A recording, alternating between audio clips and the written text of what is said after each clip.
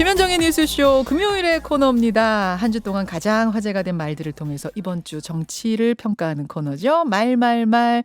오늘도 함께해 주실 말간별사 두 분 모셨습니다. 더불어민주당 전재수 의원, 국민의힘 성일종 의원. 어서 오십시오. 네, 반갑습니다. 전재수입니다. 네, 전재수 의원님. 성일종입니다. 한번 하셔야죠. 네, 성일종 의원입니다. 지지난주에도 그러시던데 빨리빨리 안 나오고. 여당이니까 먼저 하시고. 두 분도 올 한해 정말 고생 많으셨어요. 네. 어떠셨어요, 성일종 의원님? 정말 어떻게 가는지 몰랐지요. 그렇죠. 너무 빨리 갔고요. 그렇죠. 또 특히 정치적인 혈안들이 너무 대선을 앞두고 많이 있었기 때문에 네. 정말 시간이 가는 줄 모르게 또 올 한 해를 마무리하는 것 같습니다. 맞습니다. 전재수 의원님의 올 한해는 어땠습니까?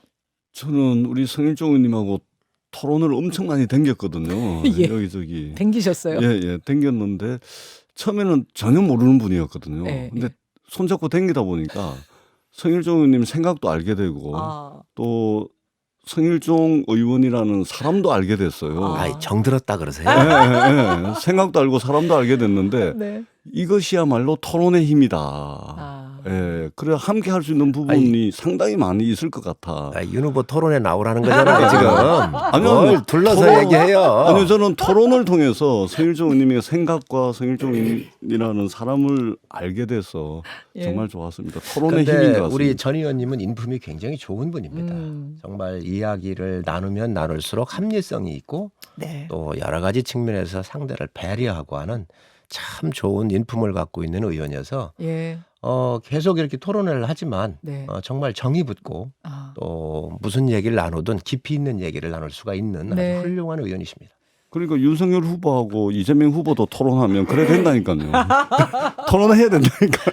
그 이야기가- 토론 이따가 나오긴 하겠지만은 아마 둘이 잘 안 맞을 거요. 이게 맞아야지 깊이 있어진다. 그러면요. 아. 이 인간적인 신뢰가 있고 대화를 하면서 예. 접점이 나와야지요. 자, 요 이야기가 오늘 두 분이 골라오신 말에도 있어서 바로 제가 이 본론으로 들어가 보겠습니다. 우선 전재수 의원이 골라오신 올해의 마지막 말부터 들어보죠. 이 무식한 이 삼류 바보들을 데려다가 정치를 해서 나라 경제 망쳐놓고 외교 안보 뭐 전부 망쳐놓고 권위주의 독재 정부는 국민들 경제를 확실하게 살려놔서 우리나라 산업화의 기반을 만들었습니다. 이 정부는 뭘 했습니까? 제가 이런 사람하고 국민 여러분 보는 데서 뭐 토론을 해야 되겠습니까? 어디가 없습니다. 정말 같지 않습니다. 예, 그제 윤석열 후보가 대구 경북 지역 찾았을 때 한 말입니다. 이 말을 골라오신 이유는요, 전 의원님? 저는 뭐 야당의 대선 후보니까 비판할 수 있다. 그렇게 생각을 합니다. 예. 근데 이제 선을 한참 넘었죠. 이 말씀은. 우리가 정치인들을 대부분 보게 되면 자세와 태도도 보게 되고 그다음에 말의 내용을 보게 되는 것이죠. 그다음에 사실은 이제 영상을 통해서 보게 되는 정치인들의 모습을 보게 되면은 뭐 눈빛이라든지 또 뭐 이게 어투라든지 뭐 이런 거 다 보거든요. 근데 윤석열 후보가 비판을 할 수는 있지만 선을 넘어도 한참 넘었고 특히 자세와 태도 상당히 불량하죠. 불량하다. 불량하죠. 불량하다. 같지 않습니다. 뭐 그런 내용은 맞는 내용이 하나도 없어요. 내용도 틀리고 예, 태도도 불량했다. 그렇습니다. 그렇기 빵점이에요, 때문에, 그냥 발언으로서. 그렇습니다. 저는 선을 너무 넘었습니다. 자, 성일종 의원님 어떻게 생각하세요? 뭐 내용은 좀 격하게 말씀하신 그 분위기상 말씀은 좀 격하게 이렇게 하신 부분은 있을지 몰라도 내용은 맞는 거 아닌가요? 근데 후보들이 저도 국회의원 선거를 치러봐서 알지만 비교적 내 지지자들이 있어서 들어갈 땐 환호도 해주고 또 많은 응원을 해줍니다. 전 의원님도 마찬가지예요. 그럴 때는 좀 사람이 업되지요. 업이 된다. 그러면 또 저희 너무 후보 자주 업되는 거 아니에요? 저희 후보 같은 경우는 이번에 이제 경험을 처음 하시잖아요. 네. 그렇기 때문에 이 정권에 대해서 분노하는 국민이 얼마나 많습니까? 소주성 한다 그러면서 다 나라 망쳐놨지요.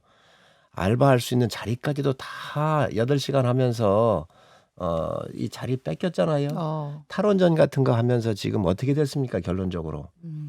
이 선거 앞두고 물가를 잡기 위해서 일부러 다음 정부한테 넘기고 있는 꼼수를 부리고 있는 거 아닌가요?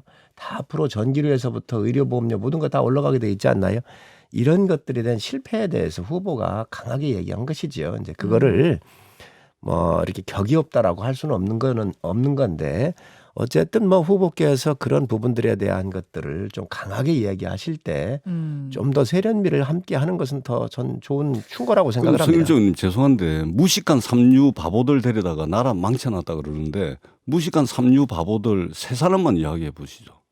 무식한 삼류 바보. 거기에 윤석열 후보는 안 들어갑니까? 왜 윤석열 후보가 들어가죠? 아니 그러니까 무식한 삼류 그거는 무식한 삼류 바보들을 데려다가 나라 망쳤다는데 무식한 삼류 바보들 3명만 이야기해 보시라니까요. 아니 네. 삼류 같은 경우 따지라고 한다면 제가 볼 때 조국 네. 장관 같은 경우를 네. 뽑겠습니다. 네. 그런데 그건 무식한가요?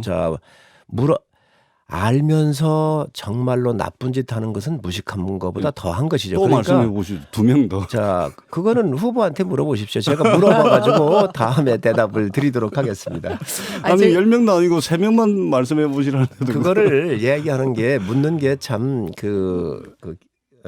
좀 이상한 질문이기는 한데 사실 정책 실패, 국민의 먹고 사는 문제 이러한 부분들에 대해서 파탄을 내는 거에 대한 책임이 큰 거지요. 그러니까 정치권에서 그런 비난은 충분히 할 수 있다고 생각을 합니다. 그러니까 성일정 의원님께서 조금 이제 난처한 질문을 던져서 죄송한데 요즘 윤석열 후보 얼굴을 보면 그리스 신화에 나오는 메두사 있죠.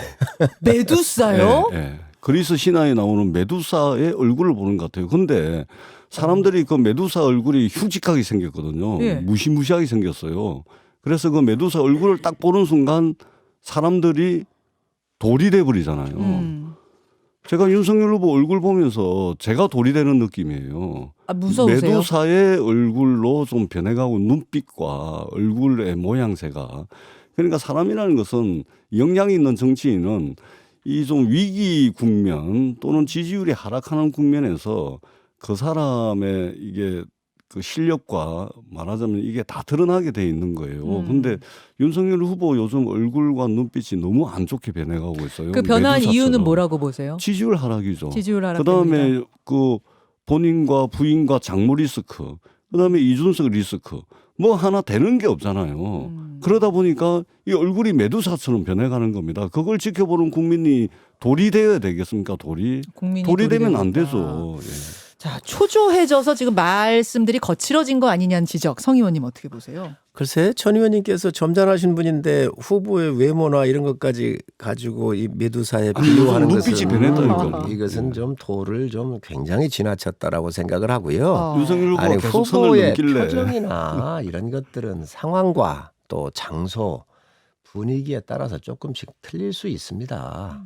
그렇지 않습니까? 사람이 어느 상황에 가느냐 어떤 분위기에 가느냐에 따라서 차분한 것도 있고 좀 격하게 반응하는 도 있고 화가 나는 현장도 있지 않습니까?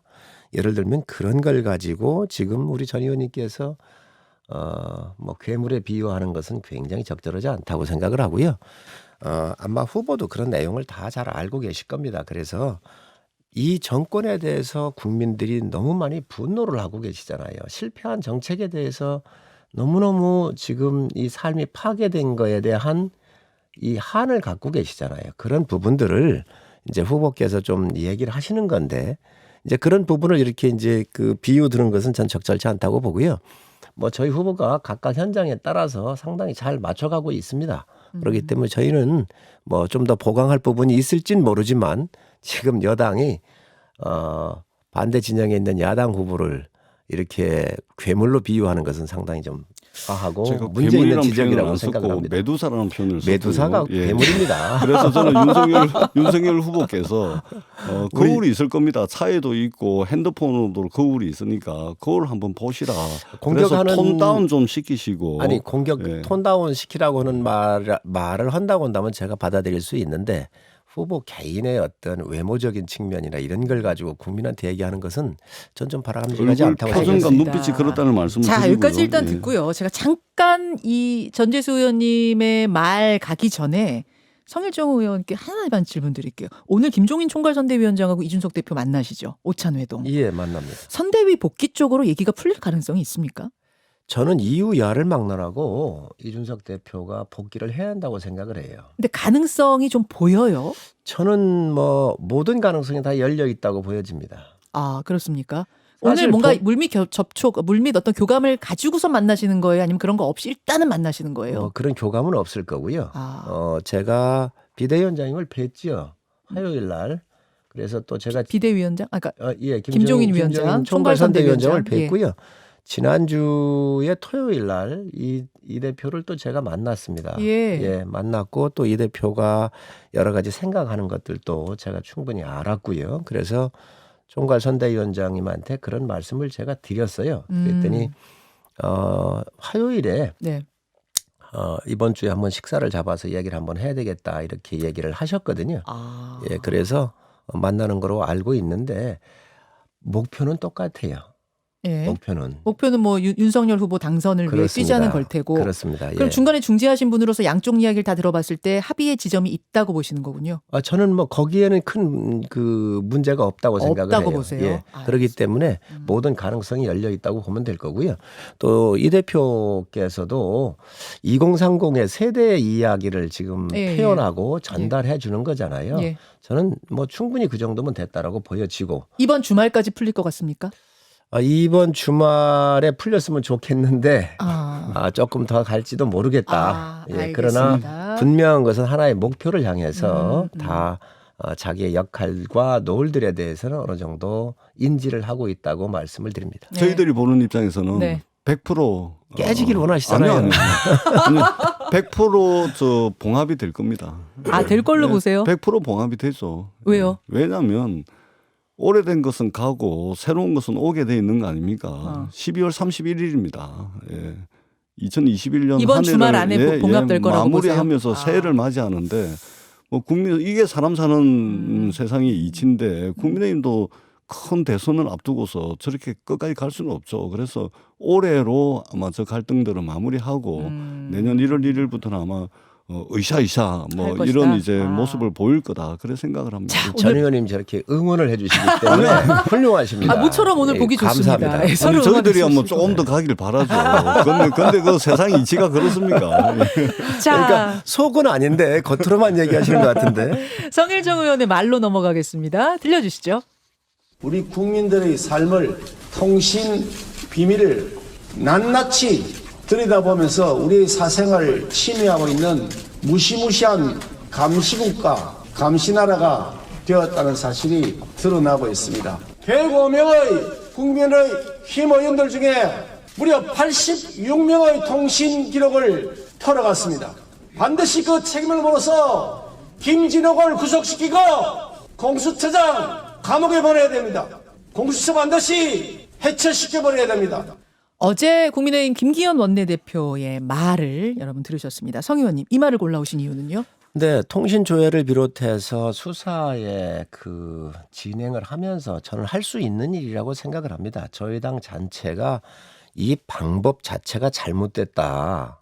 무조건 뭐 비판을 하는 입장이 아닙니다. 통신 자료 조회 할 수 있다. 그렇습니다. 할 수는 있다. 그렇습니다. 지금 이 기법상 할 수 있는 것이고요. 또 범죄 행위가 있으면 들여다 볼 수 있는 것이지요. 예. 그러나 개인의 삶은, 개인의 비밀은 꼭 지켜줘야 되는 것입니다. 이건 헌법에 보장되어 있는 것이고요. 그런데 이런 것들이 지금 지켜지지 않고 있다고 하는 것이지요. 또 이 정권의 1호 공약이 뭐냐면 이 공수처였잖아요. 네. 그래서 어떤 정권에도 휘둘리지 않고 권력의 권력으로부터 자유롭게 네. 수사를 하라라고 하는 것들이 이 방향성이었고 또 검찰에 대해서 견제를 하기 위해서 공수처를 만들었단 말이죠. 맞습니다. 자, 그런데 공수처가 권력기관이잖아요. 최고의 권력기관이 됐습니다. 자, 그런데 어찌 됐습니까? 많은 사람들 지금 이 통신 조회를 해가지고 지금 개인의 자유가 다 침탈되고 있는 거예요. 예를 든다고 한다면 예. 김경률 씨 같은 조국 흑서를 쓴 사람들이 있잖아요. 회계사. 예. 이런 분들 다 지금 현재 털렸어요. 그리고 거기에 강양호 기자인가요? 강양구 기자. 네, 강양구 기자조차도 다 조회를 했습니다. 그런데 이분은 그 어떤 사람하고도 관련이 없어요. 두 번째는 어떤 문제가 있냐면 지금 현재 단톡방 같은 걸 들어온 거 아닙니까? 네, 단톡방의 내용을 들여다본 건 아닌 것 같고 그렇습니다. 단톡방 참가자의 신원 확인한 것 같습니다. 참가자들까지도 다 지금 조사한 거 아닌가요?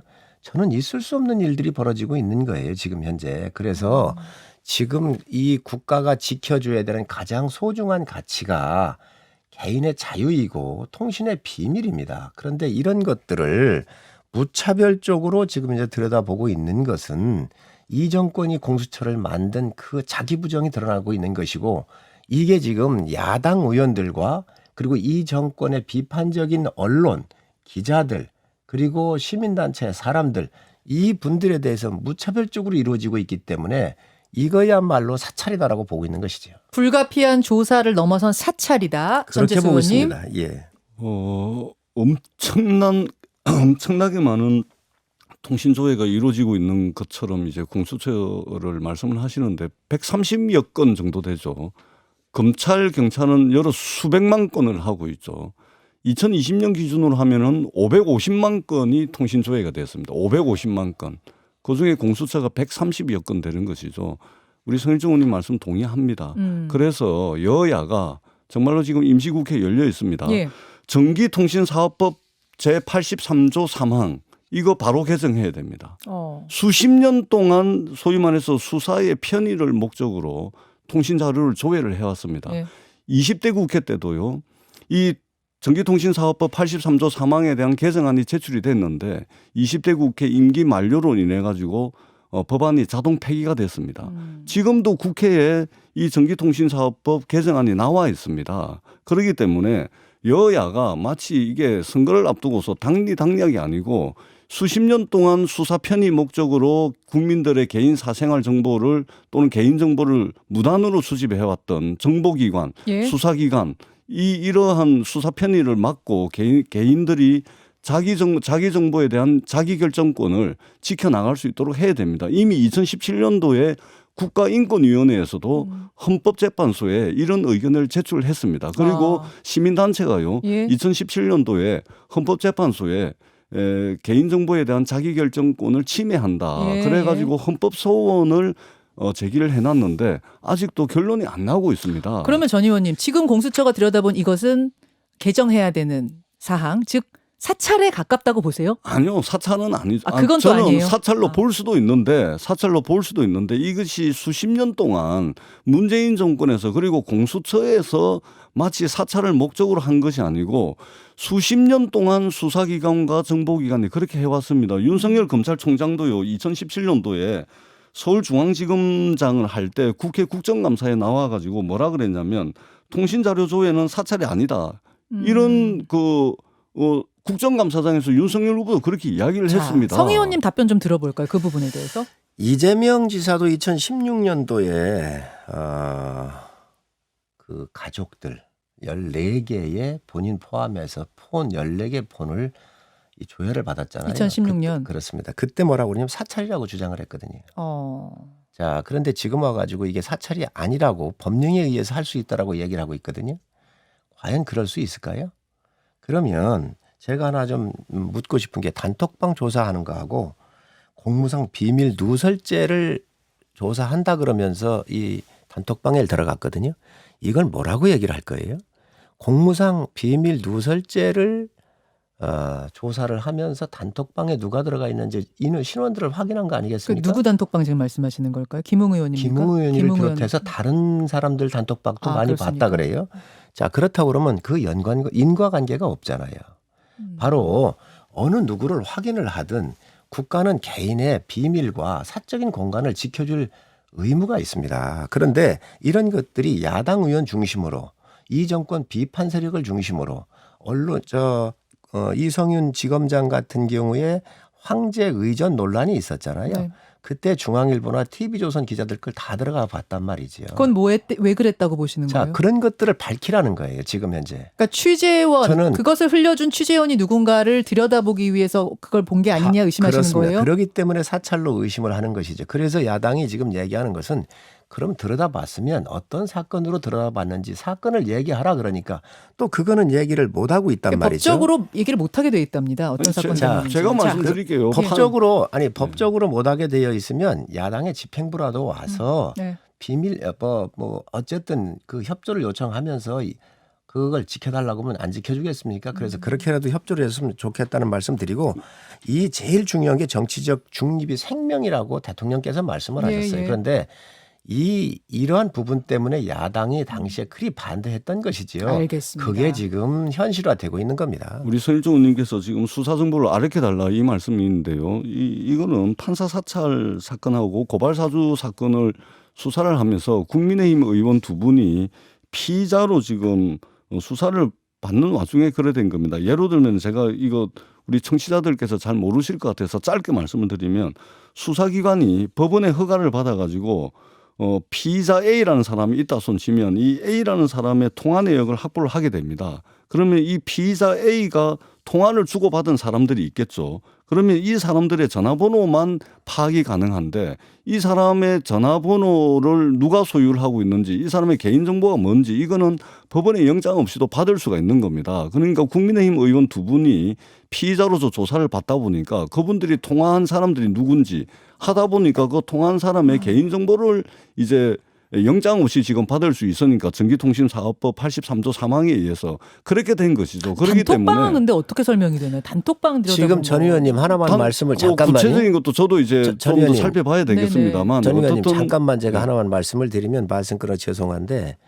지금 말씀하신 대로 통화 내역을 예를 들어 제가 누구하고 통화했는지 저한테 이제 통신조회를 요청하는 게 있을 수 있습니다. 근데 단톡방에 거기 들어가 있는 사람이 왜 필요하지요?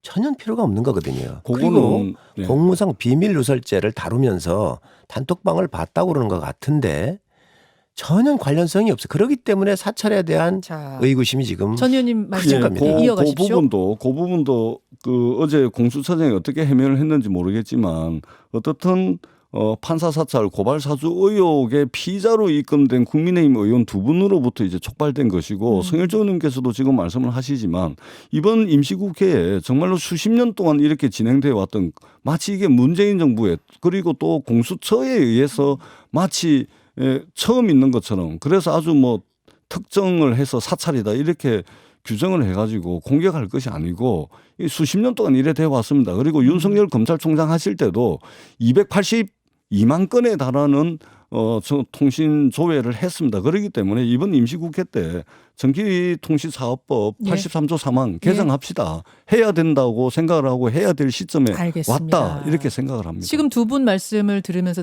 든 생각이 저도 수년 동안 진행을 했습니다만 이게 여야가 바뀔 때마다 이 논란이 바뀌어서 계속 진행이 됐던 거긴 해요. 예, 이번 기회에 좀 허심탄회하게 어디까지가 수사를 위해서 필요하고 어디까지가 선을 넘는 것인지에 대한 규정이 다시 한번 돼야 되지 않을까 이런 생각을 그렇습니다. 하면서 두 분과 올해의 마지막 말말말 인사 나눠야 될 것 같습니다.